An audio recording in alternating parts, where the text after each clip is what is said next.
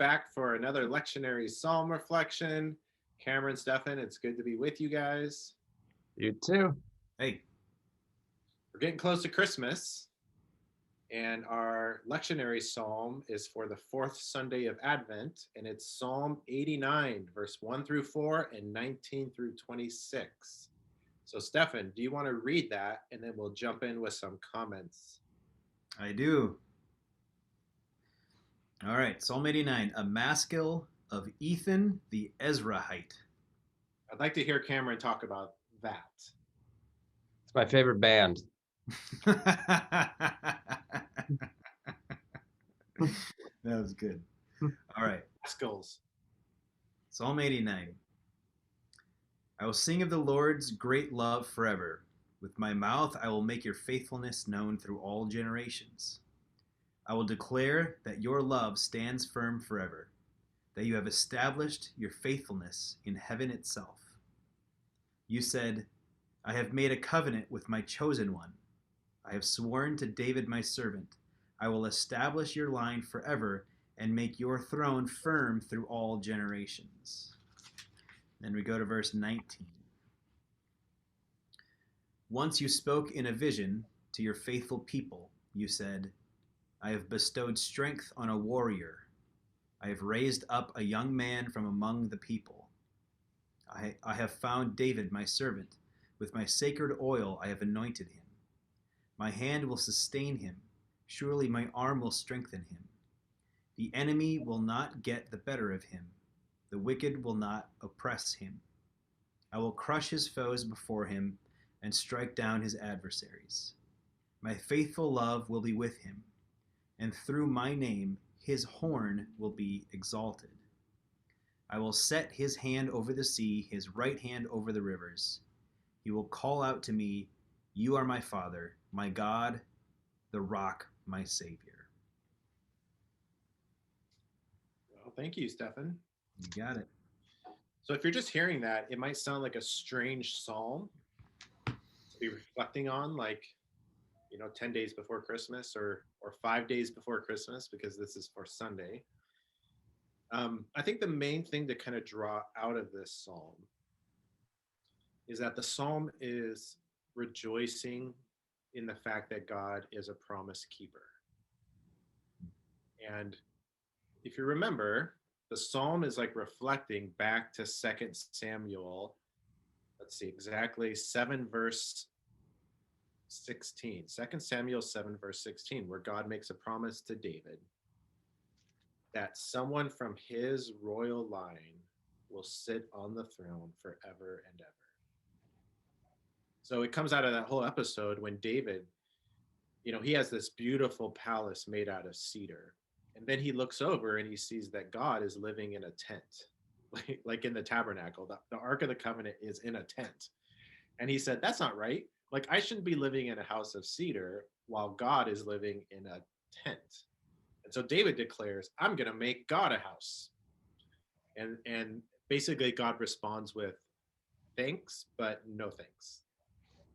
And then God reverses the declaration and says, you said that you were going to make me a house, David. Actually, I'm going to make you a house, and that house will stand forever. Hmm. Your family line will extend through the generations, and from your royal line will come the Christ, the Messiah, who will sit on the throne forever and ever. So, and then David, as a response to that promise, is just like overwhelmed. Like if you read in Second Samuel, after the promise in chapter 7, there's this response of David where he's just filled with gratitude and humility because he recognizes that he doesn't deserve this. This is like way beyond anything he's done to deserve it, because he's won a bunch of battles or for whatever reason. He just knows that he's receiving an amazing promise. And so that's why my sign says a Christmas present is a promise. Because really on Christmas, what we're celebrating is God's promise fulfilled to not only Abraham, but to David. It takes a long time, and we should probably get used to God taking a really long time, not because he's slow, but because he's patient and he doesn't seem to be in a rush like we are. So sometimes it takes thousands of years for God to fulfill his promises, but he comes through. And so on Christmas morning, we celebrate that promise being fulfilled. And I can't remember if it's in Matthew or Luke. I think it's in Matthew, where Matthew actually remembers the promise. Remember, his audience is Jewish, and he traces Jesus' family line, um, all the way from Abraham through David, and then to Joseph, and then to Jesus. So this is on the minds of the gospel writers. It's also on the mind of the psalmist that, hey, God, you made some promises, and you got to come through. Mm-hmm. So it's really a celebration of God's covenantal promises and remembering that God's faithfulness. Okay, you guys chime in. Well, you have infringed on my sermon for Sunday, and that's my I read intellectual. your sermon notes. I snuck in there when you were gone. Did you? Yeah. You are so sneaky. I got to change the password to my computer. So, yeah, but that's great to make the connection to the Samuel text, which is my text for this Sunday. The thing about the psalm that really sticks out to me is, so this is very much a messianic promise, right? This is a psalm that's about David, about David's line, and about the future of David's line, which is Jesus the Messiah. As I was reading this, the thing that struck me was, if I was, a first century Jewish person and I was trying to keep my eyes open for this guy who's described in this psalm, I would look straight past Jesus of Nazareth, right? I'd be like, well, it's not that guy. It's got to be somebody else. He's obviously pointing to someone else, which makes me consider how the communication of God's promises to us, and his idea of redemption and his idea of victory and of power and of restoration, all of that happens like on a different dimension than the one that we're constantly looking for and looking at. And so that makes me think about, what things am I looking for in my Advent? What things am I looking for in my Christmas? What things am I looking for even in my understanding of Jesus and of the Messiah and of redemption? That I'm just kind of looking at it wrong. Like David has this idea of a house. This is the house I want to build for you, and God's like, no, this is the house that I build for you. And I think having to relearn that lesson over and over again is like one of the great spiritual disciplines that we have to be able to continue to let God reframe our understanding of redemption and our understanding of the universe. And if we get stuck in a understanding and a perspective, the world and our faith the Christian faith is going to pass us by, because the Christian faith is developing and is growing and is expanding, because God is bringing in new things that we're not expecting. So that's one thing I thought about. Yeah, that reminds me of the other side of the Advent tradition, which is sort of looking forward to the second coming. Because, I think, Sam, you were talking about how God's sense of time is different than ours, and God is constantly patient. And Stephan, you were talking about how, like, sort of where are we looking? Where are we directing our focus? Are we going to sort of miss maybe God showing up? And I just sort of am constantly thinking about, here we live in this world that has a lot of war, and we have a pandemic going on. And it's so easy to just lose sight of him coming back, and wiping the tears from our eyes and all of that too. And so I just feel like that's a really amazing part of the Advent season that maybe sometimes gets overlooked. And another like nuance that I found in this psalm is right out in verse 1, I will sing of the Lord's great love forever with my mouth. I will make your faithfulness known through all generations. And I have a note that verse sort of takes you to, let me see, where is it? Sorry, I have to find my, it is God's love and faithfulness that appeared to have failed in his rejection of the Davidic king. So it basically takes you all the way over to the verses in the middle. but you have rejected, you have spurned, you have been angry with your anointed one, you have renounced the covenant, you have broken through all his walls. And it's sort of like the opposite was perceived from the psalmist of God sort of breaking covenants and not giving his love and faithfulness. And then here, right out of the gate, it's like, I'm going to sing of God's love forever, and I'm going to make his faithfulness known. And that sort of juxtaposition was really interesting to me.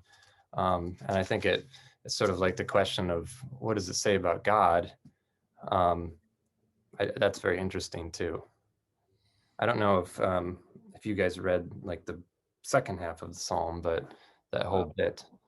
Yeah, I mean, the psalm is much longer. I think it's 40 something verses or even 50 verses. And sometimes the lectionary will it will give us pieces of psalms. So I don't know if you've noticed that, and sometimes it's like the lectionary organizers do that because they're trying to fit a theme. So we're in Advent, we're talking about God fulfilling his promises. So they're like, we're going to leave out that whole section where the psalmist wrestles with like, hey, like you broke your promises because now we're in exile and like the Davidic line is over. Like it doesn't exist anymore. So like, hey, but the lectionary leaves that out because it's like we're so near Christmas. And God did make a promise, from the stump of Jesse comes a shoot. So it looks as though the tree has been chopped down.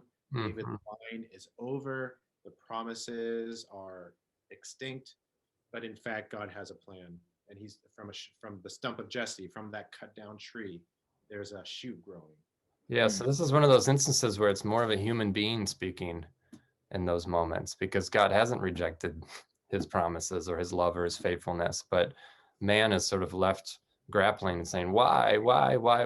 But in that grappling, you're finding a deeper intimacy, perhaps, with God, in the same way that, you guys often talk about doubt around here, that we don't need to be afraid of doubt. In fact, leaning into that doubt is sometimes where our intimacy with Jesus and God is heightened.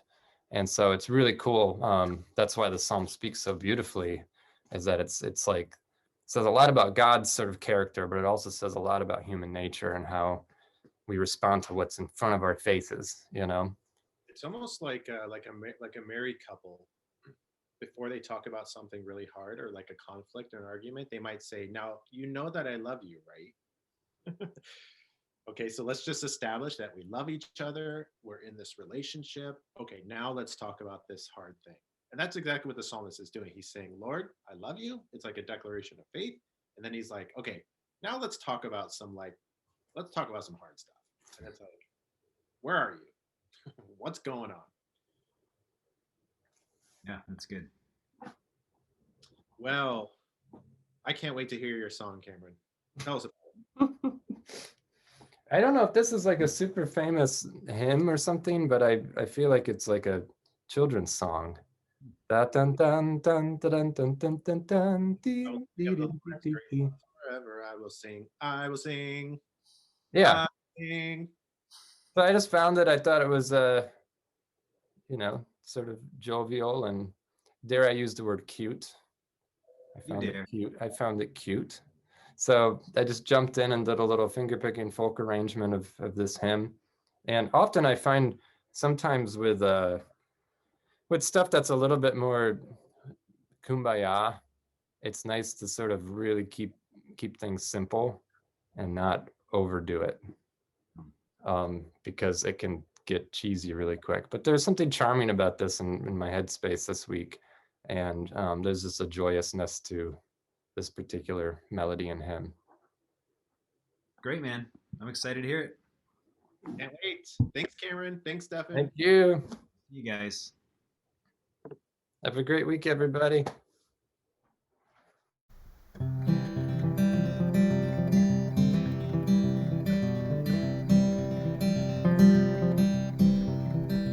I will sing of the mercies of the Lord forever. I will sing.